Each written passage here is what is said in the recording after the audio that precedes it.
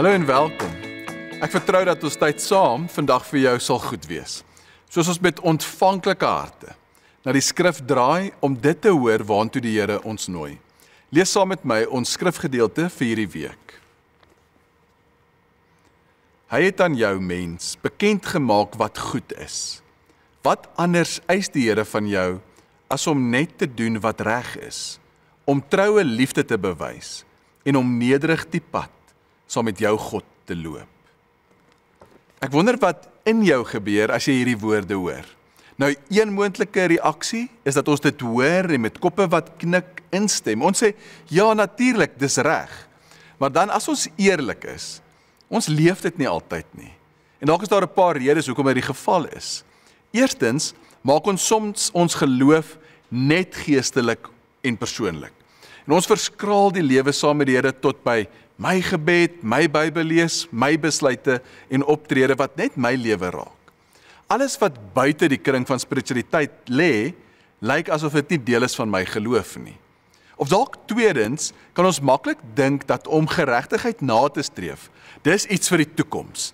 Ons sê vir onsself, eendag in die hemel, of wanneer Jesus terugkom, dan sal alles reggemaak word en reg wees.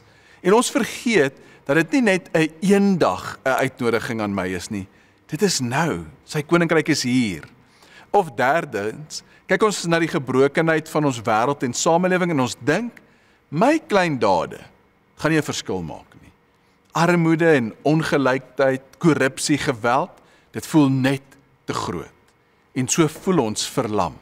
En dit is goed om eerlik te wees met onsself en met die Here, oor waar die gaping lê tussen die woorde hoor en dit te doen. Nou as volgelinge van Jesus, kan ons na hom kyk, om te sien hoe dit lyk as iemand Micha se woorde ernstig opneem. Jy onthou byvoorbeeld, Jesus stap die tempel binne, hy sien hoe mense uitgebuit word, en hy kan dit nie verdra nie. Hy gooi die tafels om, en hy sê, my huis sal 'n huis van gebed wees, in Matteus 21:13, want Jesus doen iets, en dit was nie 'n geïsoleerde geval nie. Deur sy woorde en dade, het Jesus kom wys hoe die koninkryk van God lyk, die koninkryk wat Paulus in Romeine 14 vers 17 beskryf as 'n koninkryk van geregtigheid, vrede en vreugde in die Heilige Gees. Ons sien dit dan ook hoe Jesus Fariseërs aanspreek oor die swaar laste wat hulle ander laat dra. Ons sien dit hoe hy met mense wat uitgeskuif is, soos die melaatses, met waardigheid hanteer, hy hulle genees. Ons sien dit in sy ontmoeting met Saggeus. Jesus sien hom, hy gaan na sy huis toe, en hy eet saam met hom daar, en die effek is dat Saggeus restituisie doen, regstel wat hy gebreek het. Jesus se lewe wys, geregtigheid is nie net 'n teorie nie, dis konkreet, dis sigbaar, en is prakties. Nou in ons wêreld is ongeregtigheid oral sigbaar. Armoede bly groei, kinders gaan slaap honger. Daar's geweld teen vroue en kinders, en dis deel van ons daaglikse nuus. En korrupsie steel hoop, geld wat gemeenskappe kon opgebou het. En mense op strate of immigrante in ons buurtes word dikwels net verbygestap, asof hulle onsigbaar is. En dan het ons 'n keuse. Ons kan wegkyk en sê, dis te groot, ek kan niks doen nie.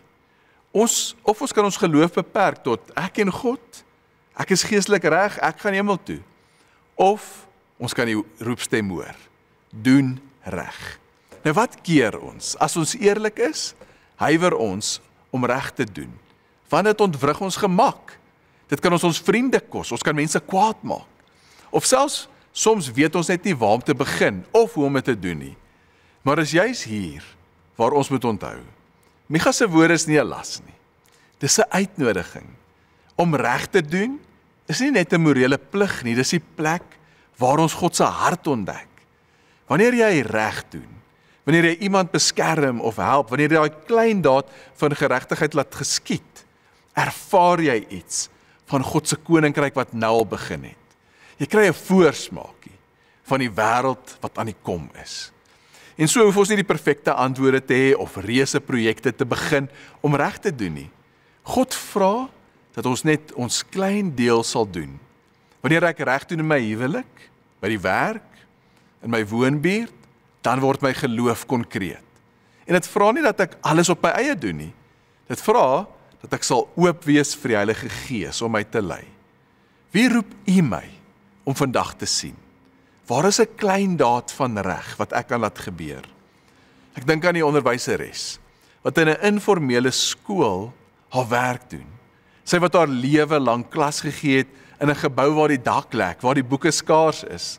En sy het nie die mag gehad om die stelsel te verander nie, maar sy het elke dag reg gedoen vir die kinders in haar klas. Sy het hulle met respek behandel, hulle hoop gegee, hulle laat glo dat hulle lewe tel.